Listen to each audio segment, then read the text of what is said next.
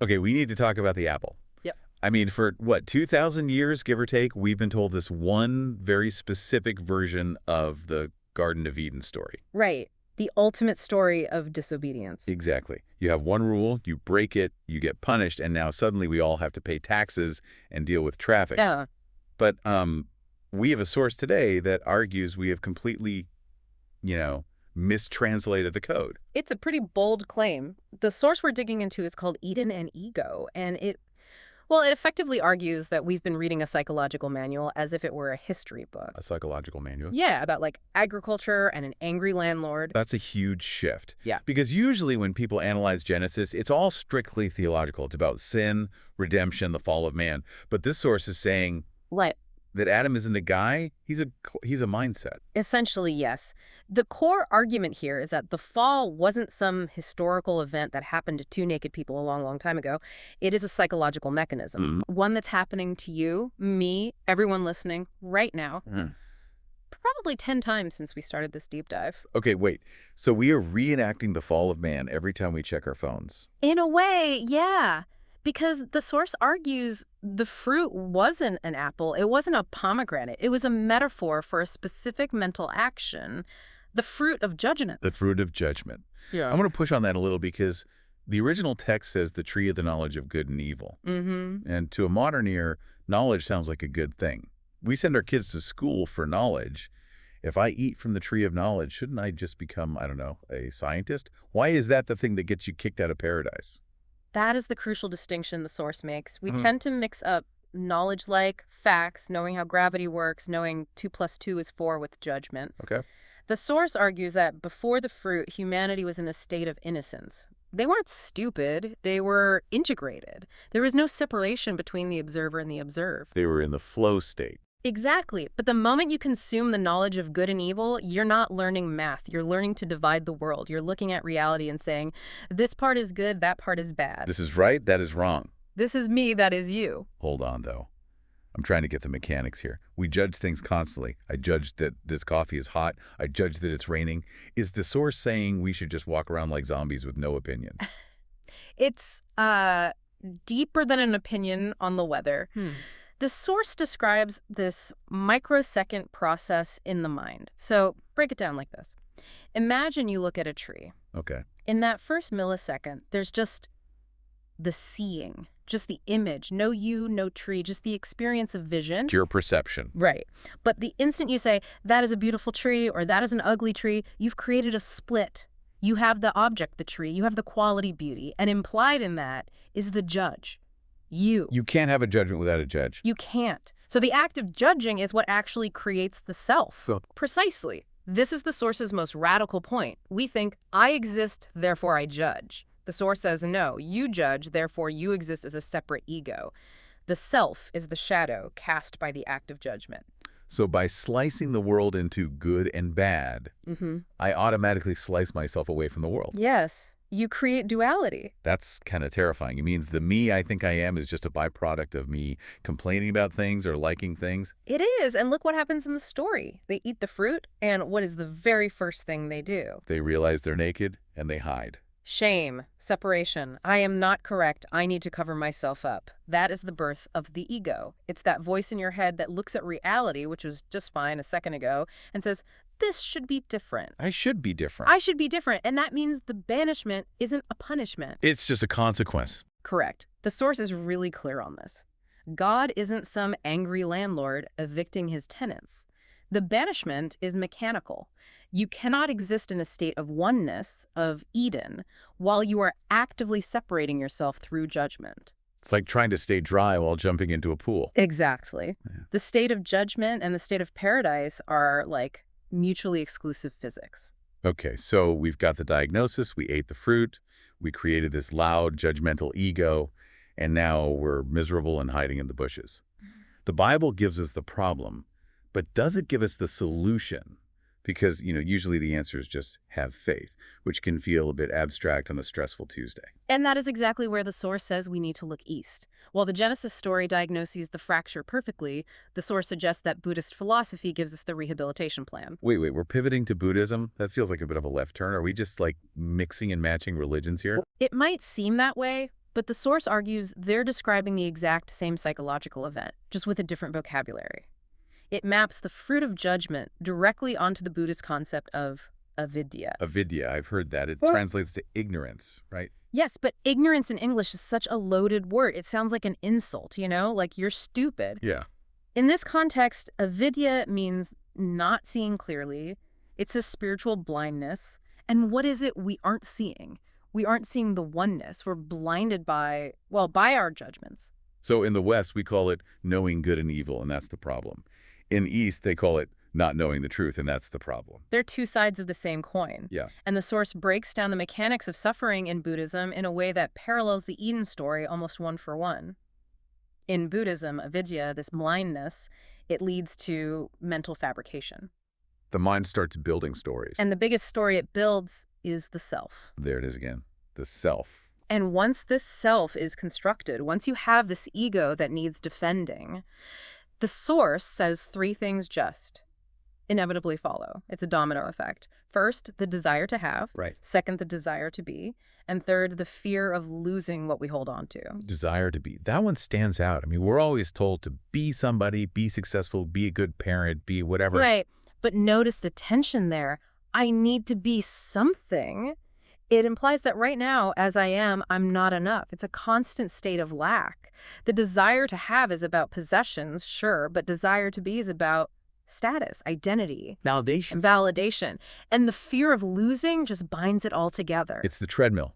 I need to get the thing, then I need to be the person who deserves the thing, and then I'm terrified you're going to take the thing away from me. And that treadmill, Yeah. that is life outside the garden. That's the thorns and thistles. We built this cage of judgment and desire around ourselves, and now we just pace back and forth inside it, wondering why we don't feel any peace. So if we built the cage, do we have the key? Or are we just doomed to this cycle? Because, I mean, frankly, stop judging sounds impossible. It's like telling your heart to stop beating. It's just what the brain does. It is difficult, for sure. But the source offers a synthesis of the two traditions to find a way out. It contrasts the instructions from Christianity and Buddhism to show they're pointing to the same escape hatch. Okay, let's look at the instructions. What's the Christian fix? The source boils it down to humble yourself and entrust God. Which, again, to a skeptic, that can sound like, just give up and do what you're told. It can, but look at the mechanics of it. To truly humble yourself, what do you have to do? You have to admit that your judgment might not be the whole picture. Right. You have to step down from the position of judge of the universe. You are decreasing the ego. Okay, I can see that. And the Buddhist fix. Realize and let go of the self. So on one side, you surrender the self to God. On the other, you realize the self is an illusion and just let it dissolve. Precisely. The intellectual framework is different, but the action is identical. The source defines the solution as stop making yourself the center of how you judge the world. Whether you do that by bowing to a creator or meditating on emptiness, the result is the same. The ego goes offline. The ego goes offline. I mean, that sounds great in theory, but let's get real for a second. Oh. We have people listening who are driving in traffic right now, or they're about to go into a stressful meeting. They can't just drop to their knees or sit in a lotus position.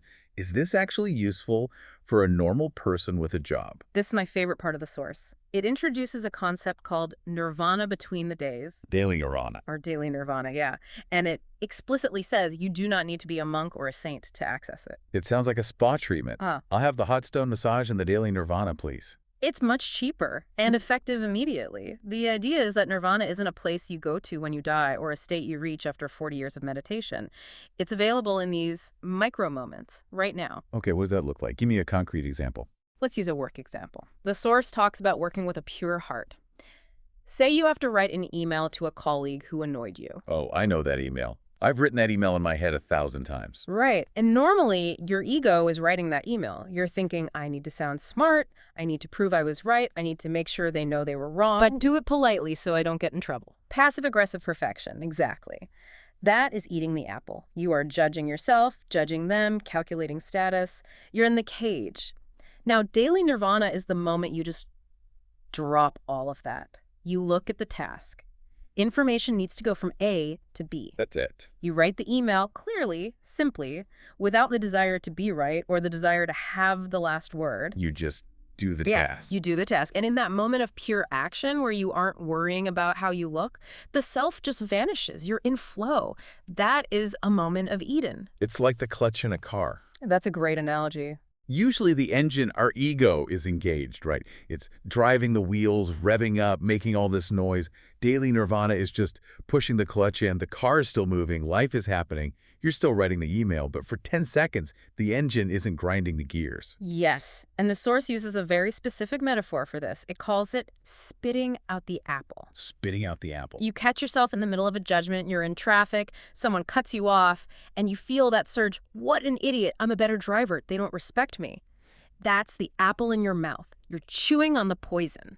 And the practice isn't to never get angry, it's to notice it. Notice it and spit it out. Realize, oh, I'm building a story about my own importance right now.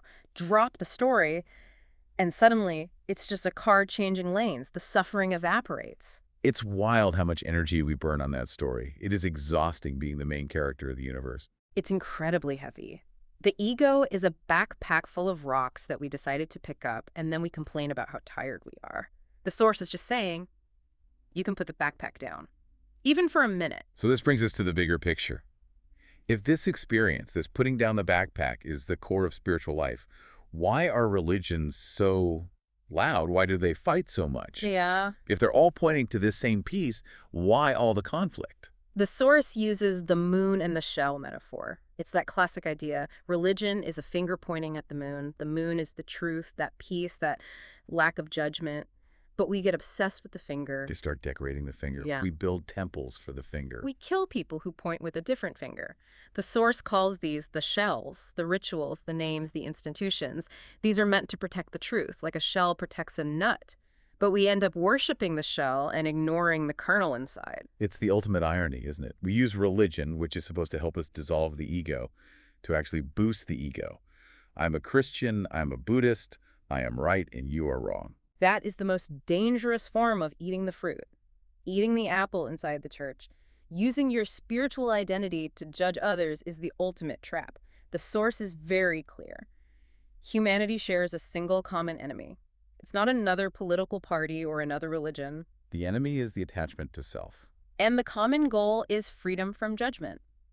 If you strip away all the costumes, everyone is just trying to figure out how to stop suffering from their own minds. That's liberating, but it's also a lot of responsibility. It means I can't blame the system or the world for my lack of peace. The call is coming from inside the house. It is. But that's the good news, too. If the cage is made of your own thoughts, you don't need a permit to dismantle it. You don't need anyone's permission. You just need awareness. So let's wrap this up by bringing it right back to you, the listener. We've gone from ancient theology to cognitive psychology to the daily grind. The Source leaves us with a pretty simple challenge, doesn't it? It does. It reminds us that the truth isn't far away. It's not on some mountaintop in Tibet. It's hidden in every single breath where we manage to put down ourself. It's available right now. So here's the question to mull over today. If the Garden of Eden isn't a place you left thousands of years ago, but a state of mind you are blocking right now, what apple are you chewing on this very second? Are you judging this deep dive? Are you judging yourself for not being productive enough while you listen? Are you replaying an argument from this morning? Whatever it is, just for a second, try spitting it out, push the clutch in, see if the garden is still there, waiting behind all that noise. You might be surprised at how quiet it is. Thank you so much for joining us on this exploration of the mind and spirit. It's been a trip. We'll be back next time with another deep dive. Until then, travel light. And spit out the apple.